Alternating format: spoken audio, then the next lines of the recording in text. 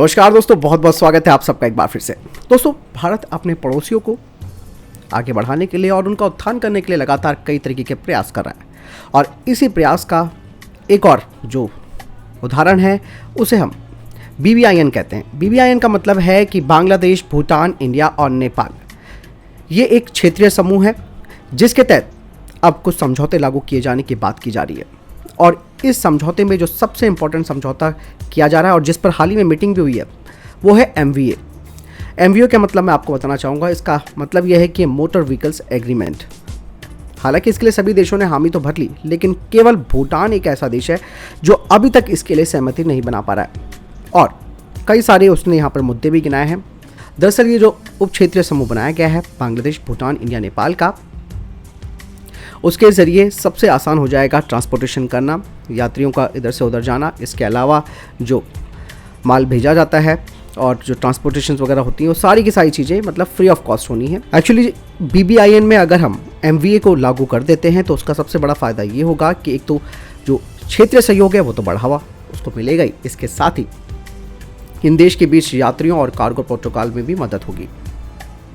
ये नहीं, आपको बताना चाहूँगा कि आखिरकार 2015 में जब चारों देशों ने इस पर हस्ताक्षर कर लिए थे तो भूटान ने यहाँ पर चिंता जाहिर की, उसने आपत्ति दर्ज कराई और फिर भूटान की जो संसद है उसने भी इस पर साफ तौर पर कह दिया कि हम इस प्रोजेक्ट पर आगे नहीं बढ़ेंगे। और यही वजह थी कि 2017 में वहाँ की जो सरकार है यानी कि भूटान की जो सरकार है उसने तीनों देशों को इस परियोजना पर आगे बढ़ने की तो अनुमति दे दी और खुद इससे पीछे हट गया।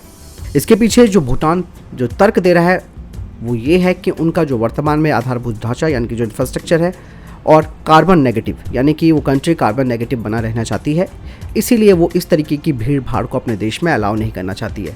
इसीलिए उसने कहा कि ये हम इस गुट में तो शामिल हैं ही, लेकिन हम MVA को लागू नहीं कर सकते हैं।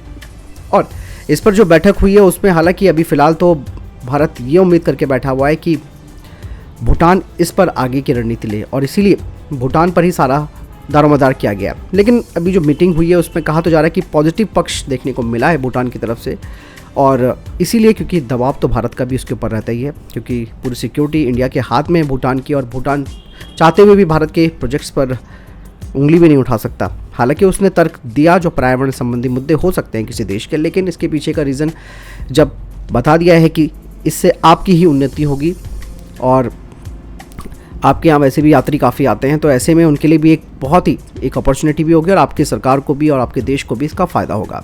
तो ये सारी चीज़ें इसमें कही गई है।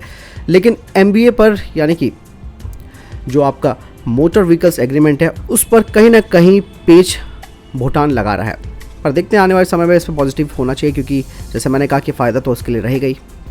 बाकी जो बांग्लादेश, भूटान, इंडिया, नेपाल यानी कि BBIN है, इस पर काफ़ी फोकस है भारत की सरकार का क्योंकि जैसे मैंने कहा कि नेबर फर्स्ट की नीति भारत की है और इसीलिए इन सब को एक साथ जोड़ा जा रहा है और एक मंच पर इनको लाया जा रहा है।